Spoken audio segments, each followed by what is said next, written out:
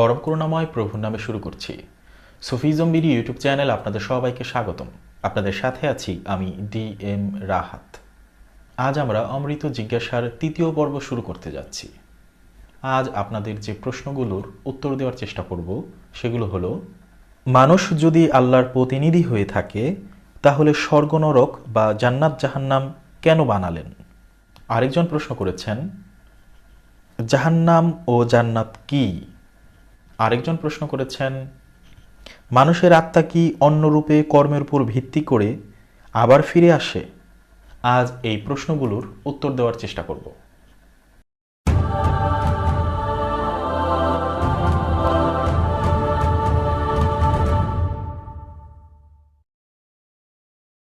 প্রথম প্রশ্ন, মানুষ যদি আল্লাহ তাআলার প্রতিনিধি হয়ে থাকে তাহলে কেন তিনি জান্নাত এবং জাহান্নাম তৈরি করলেন বা সৃষ্টি করলেন?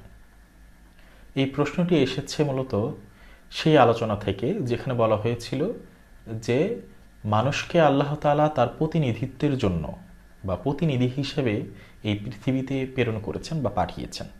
তো প্রশ্নটি দাঁড়ায় এরকম যে যেহেতু আল্লাহ তাআলা মানুষকে তার নিজের প্রতিনিধি হিসাবে এই ধরাধামে পাঠিয়েছেন বা মানুষ তার প্রতিনিধি, তাহলে তিনি আবার কেন তাদের জন্য জান্নাত এবং জাহান্নাম সৃষ্টি করলেন? কারণ তারা তো তারই প্রতিনিধি, তাহলে তো এখানে স্বর্গ বা নরকের প্রয়োজন নেই। তবু তিনি কেন স্বর্গ নরক বানালেন? এর উত্তর হলো, প্রতিনিধি মানে এই নয় যে তিনি উক্ত ব্যক্তি। প্রতিনিধি বলা হয় এমন কাউকে যে যিনি মূল ব্যক্তি নয়, বরং মূল ব্যক্তির পক্ষ থেকে অন্য একজন ব্যক্তি যিনি মূল ব্যক্তির প্রতিনিধিত্ব করেন, তাকে আমরা প্রতিনিধি বলে থাকি। যেমন কোনো অনুষ্ঠানে মন্ত্রীকে দাওয়াত দেওয়া হলো, কিন্তু মন্ত্রী মহোদয় সেখানে উপস্থিত থাকতে পারলেন না, তখন তিনি তার সচিবকে পাঠালেন। অর্থাৎ মন্ত্রী সচিবকে প্রতিনিধি হিসেবে পাঠালেন। এর মানেই নয় সচিবই মন্ত্রী, কিন্তু সচিব ওই মুহূর্তে মন্ত্রীর প্রতিনিধিত্ব করেন বা সেই মর্যাদাটা সেই সময় পান। এখন কথা হলো, যেহেতু মানুষকে প্রতিনিধি হিসেবে পাঠানো হয়েছে পৃথিবীতে, তাহলে তো এই শাস্তির প্রয়োজনীয়তা ছিল না, বা জান্নাত জাহান্নামের কি প্রয়োজন? এর উত্তর হলো, যখন কাউকে প্রতিনিধি হিসেবে পাঠানো হয়, সেই প্রতিনিধি যদি সেই মূল ব্যক্তির প্রতিনিধিত্ব করাতে কোনো ত্রুটি করেন, তাহলে কিন্তু তার শাস্তি হওয়াটা অস্বাভাবিক কিছু না। অর্থাৎ একজন মন্ত্রী বা একজন SP যদি তার নিম্ন স্তরের কাউকে প্রতিনিধি হিসাবে পাঠান, অর্থাৎ একজন মন্ত্রী যদি সচিবকে পাঠান, একজন SP যদি একজন OC-কে পাঠান, তাহলে যদি তারা সেখানে তাদের সঠিক প্রতিনিধিত্ব, অর্থাৎ মূল ব্যক্তি যা করতে বলেছিলেন বা মূল ব্যক্তির যে কাজ ছিল এখানে, তারা সেটা না শুনে বা না বুঝে অন্য কিছু করেন যেটা মানুষের জন্য ক্ষতিকর, অর্থাৎ তাকে পাঠানো হলো শৃঙ্খলা বজায় রাখার জন্য, তিনি এসে কি করলেন? উল্টা বিশৃঙ্খলা সৃষ্টি করলেন। এমত অবস্থায় কিন্তু মূল ব্যক্তি তার প্রতিনিধিকে শাস্তি দিতে পারেন এবং তার পদ মর্যাদা কেড়ে নিতে পারেন। অনেক সময় নিউজের মধ্যে এরকম অনেক কিছু দেখায় যে মন্ত্রীর অমুক প্রতিনিধি বা অমুক ব্যক্তি এসেছিল, সে এই কাজ করে গেছে সেখানে, অর্থাৎ নানা ধরনের বাজে কাজটা তার করা উচিত ছিল না। তখন কিন্তু সেটা নিয়ে অনেক আলোচনা সমালোচনা হয় এবং এমনও হয় যে তাকে কোনো শাস্তি দেওয়া হচ্ছে, এবং যে মন্ত্রী বা যার প্রতিনিধিত্ব করার জন্য পাঠানো হয়েছিল সেই মূল ব্যক্তি কিন্তু তখন সবার সামনে এসে বক্তব্য দেন যে তার ভুল হয়েছে, বা কি সে যাকে পাঠিয়েছে সে কি কাজটা ভুল করেছে, এই জন্য তার পদ কেড়ে নেওয়া হলো বা তাকে অন্য কোনো শাস্তি দেওয়া হলো, এরকমটা ঘটে। এই বাস্তব বিষয়টা থেকে আমাদের জীবন থেকেও কিন্তু আমরা এটা স্পষ্টভাবে বুঝতে পারি যে প্রতিনিধি হলেই কিন্তু সব কিছু না, তাকে তার সঠিক কাজটি করতে হবে। সে যদি তা না করে তাহলে কি শাস্তি পাবে, এবং যদি সে ভালো মতো প্রতিনিধিত্ব করতে পারে তাহলে কি তার প্রমোশন হবে। এই যে যত দেশ আছে বা যত রাষ্ট্র বা আপনার যত থানা, যেই পর্যায়ে বলি না কেন, সব জায়গায় কি সরকারি প্রতিনিধি থাকে, অর্থাৎ যে কর্মচারীগুলো আছেন প্রশাসনের তারা কি সরকারের প্রতিনিধি। তারা যদি নিয়ম অমান্য করে তাহলে কি তাদের বাতিল করে দেওয়া হয়, তাদের চাকরি নিয়ে নেওয়া হয়, অথবা কি তাদেরকে কোথাও ট্রান্সফার করে দেওয়া হয়, অর্থাৎ বিভিন্ন রকমের শাস্তি দিয়ে থাকে। আর যারা খুব ভালো করে তাদের কি পুরস্কৃত করা হয় এবং তাদের পদোন্নতি হয়। তো মানুষ যেহেতু আল্লাহর প্রতিনিধি, তাদেরকে পাঠানো হয়েছে দুনিয়া শান্তি স্থাপনের জন্য, যে তারা অন্য প্রাণীর প্রতি সুবিচার করবে, নিজেরা কি মিল মহব্বতের মাধ্যমে চলবে, এই বিশ্ব বাগানকে তারা আরো সুন্দর করে রাখবে। কিন্তু তারা এসে কি করলো? মারামারি, ঝগড়াঝাটি। তাহলে তো তিনি জাহান্নাম বানাবেনি, তাদেরকে তো শাস্তি দিতে হবে। ডিমোশন, একজনকে প্রমোশন দিবেন, আরেকজনকে ডিমোশন দিবেন। যদি এটা না থাকে তাহলে তো সব প্রতিনিধি বলবে আমি কাজ করি বা না করি আমার তো সেই একই রেজাল্ট, তাহলে লাভ কি? অর্থাৎ যদি ব্যাপারটা এরকম হয় যে একটি অফিসে অনেকগুলো কর্মচারী, তাদেরকে বেতন দেওয়া হয়। এখন কাজ করলেও সে বেতন পাবে, কাজ না করলেও বেতন পাবে, অথবা যে বেশি কাজ করবে সেও যে বেতন পাবে, যে কম কাজ করবে সেও একই বেতন পাবে। তাহলে কর্মচারীরা কি করা শুরু করবে? প্রথম প্রথম ঠিকঠাক করবে, যখন এটা বুঝতে পারবে তখন কি যে কাজ বেশি করতো সে কাজ করা বাদ দিয়ে দিবে, কারণ সবার বেতন তো সমান সমান। কিন্তু এমনটা ঘটে না, কারণ সে খুব ভালো মতোই জানে ভালো কাজ করলে কি তার প্রমোশন হবে, আর খারাপ কাজ করলে কি তার চাকরিও চলে যেতে পারে, আবার কি ডিমোশনও হতে পারে। তো এই জন্য এই মানুষের মধ্যে কি সেই ভাবটা আছে, এই যে মানুষ জান্নাতের লোভে ইবাদত করে, জাহান্নামের ভয়ে পাপ কাজ থেকে বিরত থাকে। এটা কেন? এই ডিমোশনের ভয় এবং কি প্রমোশনের ইচ্ছা। মানুষ যেন তার কৃতকর্মের সঠিক ফলাফল পায়, অর্থাৎ ভালো কর্মের জন্য পুরস্কার এবং মন্দ কর্মের জন্য তিরস্কার বা শাস্তি। অর্থাৎ ন্যায় বিচারের জন্যই আল্লাহ তাআলা এই জান্নাত এবং জাহান্নামের সৃষ্টি করেছেন। যারা ভালো কাজ করবেন তাদেরকে পুরস্কৃত করা হবে, আর যারা খারাপ কাজ করবেন তাদেরকে কি মনুষ্যকুল থেকে সরিয়ে দেওয়া হবে। যেমন আল্লাহ তাআলা বলেন সূরা ৩-এর মধ্যে, আমি মানুষকে সৃষ্টি করেছি সর্বোত্তম রূপে, সবচাইতে সুন্দরভাবে। তারপরে বলেছেন অতঃপর ফিরিয়ে দিয়েছি সর্বনিকৃষ্টতম স্তরে। পরের প্রশ্ন ছিল জান্নাত ও জাহান্নাম কি? জান্নাত বোঝায় এমন একটি জায়গা যেখানে কি মানুষ শান্তি পাবে, আর জাহান্নাম এমন একটি জায়গা যেখানে কি মানুষ শাস্তি পাবে। সহজ কথায় জান্নাত খুব ভালো একটি জায়গা, শান্তির জায়গা, আর জাহান্নাম খুব খারাপ একটি জায়গা যেখানে কি অশান্তি আর অশান্তি, শাস্তি আর শাস্তি। তো এই দুইটা আসলে কি? জাহিরিভাবে বলা হয়ে থাকে জান্নাত এবং জাহান্নাম দুটি গ্রহের মতো জায়গা, জান্নাতের অবস্থান উপরে, জাহান্নামের অবস্থান নিচে। অর্থাৎ যারা পুলসিরাত পার করবেন, পাড়ি দিতে পারবেন, তারা কি জাহান্নামের উপর দিয়ে জান্নাতে পৌঁছে যাবেন, আর যারা পড়ে যাবেন তারা জাহান্নামে চলে যাবে বা নরকে চলে যাবে। কিন্তু জান্নাতের প্রকৃত হাকিকত হচ্ছে জান্নাত এবং জাহান্নাম দুটি অবস্থা, হাল। সুখে থাকার যে অবস্থা সেটা জান্নাত, আর দুঃখে অশান্তিতে থাকার যে অবস্থা সেটা হচ্ছে জাহান্নাম। এটা শারীরিকভাবেও মানসিকভাবেও। অনেকে বলেছেন যে এটা শুধু মানসিক অবস্থা, দুটি মানসিক অবস্থা। ব্যাপারটা শুধু মানসিক অবস্থাই না, এটা শারীরিক অবস্থাও। অর্থাৎ মানুষ মানসিকভাবে যে অশান্তি বোধ করে সেটা তার জন্য জাহান্নাম, আর যে শান্তি অনুভব করে, সুখ অনুভব করে মানসিকভাবে, মানসিক প্রশান্তি, এটা হচ্ছে তার জন্য জান্নাত। কিন্তু তিনি শারীরিকভাবেও এই অশান্তি এবং পুরস্কার বা আনন্দ ভোগ করতে পারেন। যেমন আপনার হাত পা যদি কেটে যায়, ঘা হয়, তাহলে কি আপনি শারীরিকভাবে ব্যথা পান না? ক্ষুধা লাগলে কি শারীরিকভাবে খারাপ লাগে না? গরমের মধ্যে কেউ বাতাস করলে শারীরিক একটা প্রশান্তি আসে না? এখানে কিন্তু মানসিক প্রশান্তিই না, শুধু শারীরিক প্রশান্তিও আসে। আবার মানুষের যে আরেকটি মানবীয় জান্নাতীয় অবস্থা, যেটা হচ্ছে স্বামী স্ত্রীর মিলন, সেটাও কিন্তু একটা জান্নাতি অবস্থা, তাদের আনন্দ। তো এগুলো কিন্তু শারীরিক বিষয়। অর্থাৎ মানসিক এবং শারীরিক শান্তি এবং অশান্তি দুটি অবস্থা। যদিও শারীরিক সুখ দুঃখ অনেকটা মানসিক সুখ দুঃখের উপরই নির্ভর, তারপরও এই দুটি অবস্থা। এজন্য বলা হয়ে থাকে যে যখন কেউ পাপ কাজ করবে তখন তার পদোন্নতির বদলে পদচ্যুত করা হবে, অর্থাৎ নিম্ন স্তরে পাঠিয়ে দেওয়া হবে। যে মানুষকে সর্বোত্তম রূপে সৃষ্টি করে সর্বনিম্ন স্তরে পাঠিয়ে দেওয়া হয়েছে বা হবে, সেটা হচ্ছে কি মানুষকে পশুকুলে পাঠিয়ে দেওয়া হবে। তো পাশবিক শরীর বা পশুর শরীর ধারণ করা এবং পাশবিক একটি মানসিক অবস্থার তৈরি হওয়া শারীরিক দিক থেকেও, তো এটাও কি এক প্রকার শাস্তি। তাহলে বোঝা যায় শুধু এখানে মানসিক না, শারীরিক একটা ব্যাপার আছে। মানব দেহ পাওয়ার পর যে একটা শান্তি বা যে জান্নাত, পশু দেহে কিন্তু সেটা সম্ভব না। তাই বলেছি আসলে শারীরিক এবং মানসিক উভয় দিক থেকেই দুটি অবস্থা। এখন অনেকেই বলতে পারেন তাহলে কি যে জান্নাত জাহান্নাম বা স্বর্গ নরকের কথা শুনি সেগুলো কি কিছুই নাই?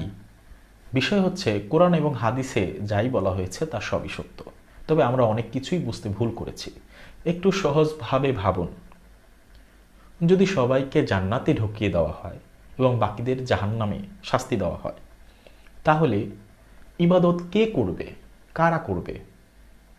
এখন আপনার কাছে মনে হচ্ছে যে হাজার হাজার বছর তো সভ্যতা ছিল, মানুষ ছিল ইবাদতের জন্য, পরে তো আর থাকার দরকার নেই এত দীর্ঘ সময়।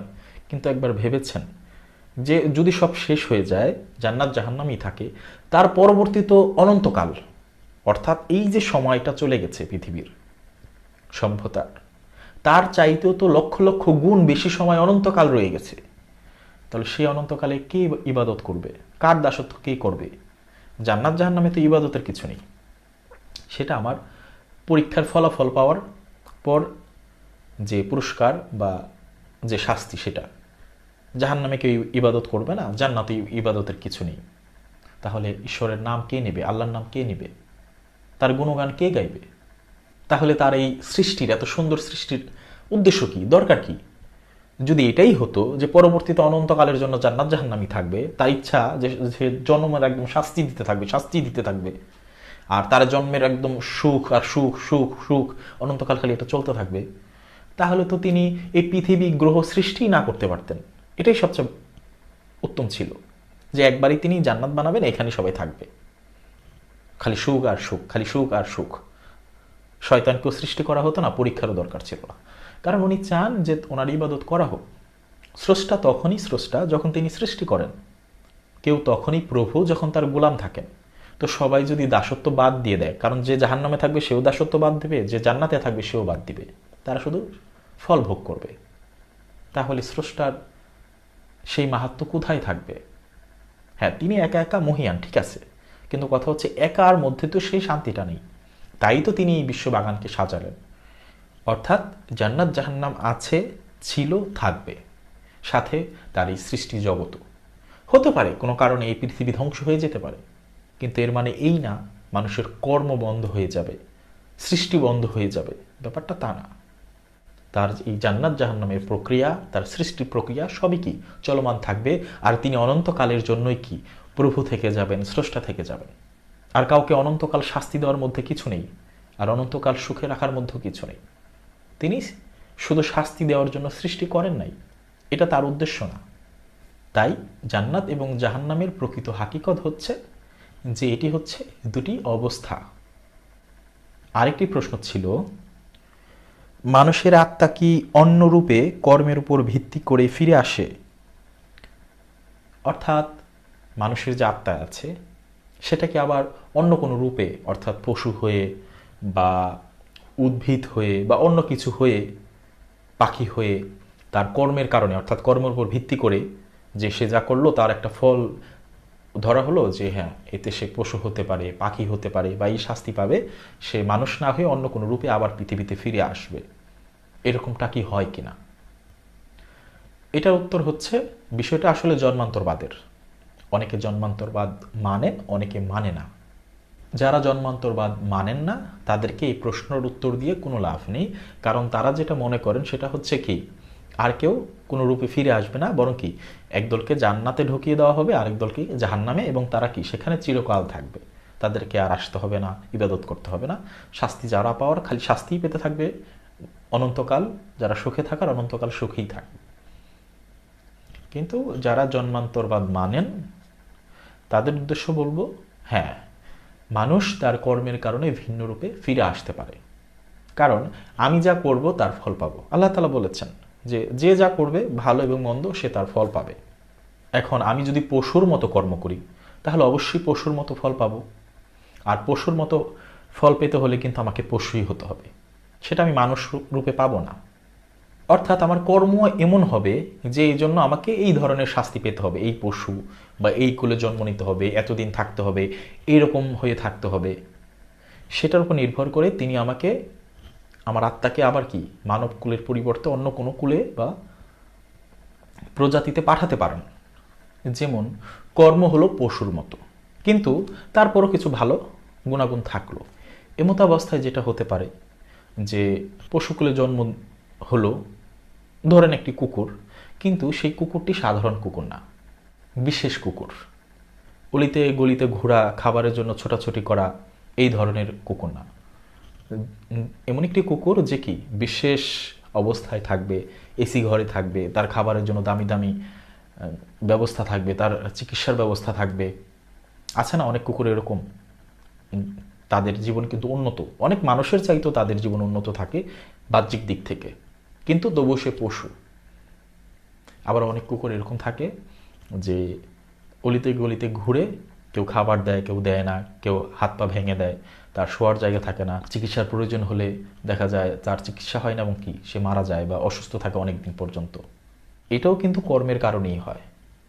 কোন কুলে বা কোন অবস্থায় কোন কর্মের কারণে কোথায় গেলে শাস্তিটা পারফেক্ট হবে এটা আল্লাহ ভালো জানেন, তিনি সেই হিসাব করে পাঠাবেন। এজন্য বলা হয়ে থাকে কিছু কিছু ব্যক্তি জান্নাতে থেকেও জাহান্নামের হাওয়া তাদের গায়ে লাগবে, এবং কিছু কিছু ব্যক্তি জাহান্নামে থাকবে কিন্তু জান্নাতের হাওয়া তাদের গায়ে লাগবে। তো এটা হচ্ছে সেরকম কিছু মানুষ আছে, এই মানবীয় জন্মটা মূলত জান্নাতি ব্যাপার স্যাপার এখানে, কিন্তু তারপরও তাদের জন্ম কি ওই ধরনের কুকুরের চাইতো খারাপ অবস্থায়, যে সে খেতে পায় না, অথচ একটা কুকুরকে কত দামি দামি খাবার দেওয়া হয়।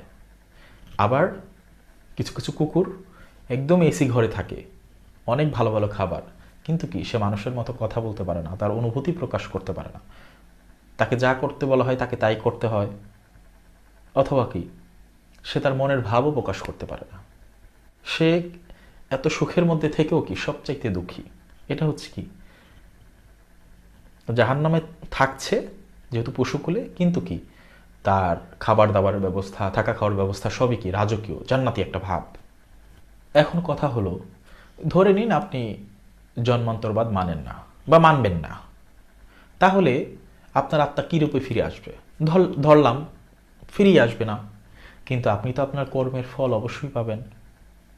পশু হয়ে না পান, তাদের কথা অনুযায়ী জাহান্নামে যাবেন, সেখানে আপনাকে আগুন দিয়ে পোড়াবে বা বিভিন্নভাবে শাস্তি দেবে। মূল কথা হচ্ছে শাস্তি আপনি অবশ্যই পাবেন, সেটা যেভাবেই হোক। ভালো কর্ম করলে ভালো পাবেন, খারাপ কর্ম করলে খারাপ পাবেন। তাই এই ক্ষেত্রটা কর্মের উপর বেশি নির্ভর। আমাদেরকে ভালো ভালো কর্ম করতে হবে। ইবাদতের ব্যাপারগুলো এরকম যে সেটা কবুল হতেও পারে, নাও হতে পারে, কিন্তু মানুষের কিছু কর্ম আছে যেগুলো কবুল হওয়া না হওয়ার কিছু নেই। আপনি ভালো কাজ করলে ভালো পাবেন, কারণ সেটা আপনি ভালো কাজ করে ফেলেছেন। আপনি যদি কোনো ক্ষুধার্তকে খাবার দেন তাহলে কিন্তু একটা ভালো কাজ হয়ে গেছে। কবুল হওয়া না হওয়ার কিন্তু এটা বিষয় না। আবার আপনি কাউকে ইচ্ছা করে আঘাত দিয়ে ফেলেছেন, সে ব্যথা পেয়েছে, এটাও কিন্তু মানে পাপ হবে কি না এই ধরনের চিন্তার মধ্যে পড়ে না, মানে এটা আপনি খারাপ কাজ করে ফেলেছেন, এটা আপনি নিজেই ভালো বলছেন। তো এরকম অনেক ব্যাপার আছে। সব কিছুর মূলে হচ্ছে মানুষের সেই কর্ম। অবশ্যই সে তার প্রভুর প্রতি বিশ্বাস স্থাপন করবে, কিন্তু তাকে সবচেয়ে বেশি গুরুত্ব দিতে হবে তার কর্মের উপর। ভালো কর্ম করলে সে যে শাস্ত্রের হোক, যে ধর্মেরই হোক, সে কি একটা ভালো রেজাল্ট অবশ্যই পাবে। আর যদি সে খারাপ কর্ম করে তাহলে সে তার ফল অবশ্যই পাবে। কারণ আল্লাহ বা ঈশ্বর সর্ব উত্তম ন্যায় বিচারক। আশা করি আপনারা বিষয়গুলো বুঝতে পেরেছেন। তারপরও যদি কেউ না বুঝতে পারেন মন্তব্য করবেন, আমি অন্য কোনো ভিডিওতে সেই বিষয়গুলো নিয়ে আলোচনা করার চেষ্টা করব। আজ এই পর্যন্তই। ধন্যবাদ সবাইকে।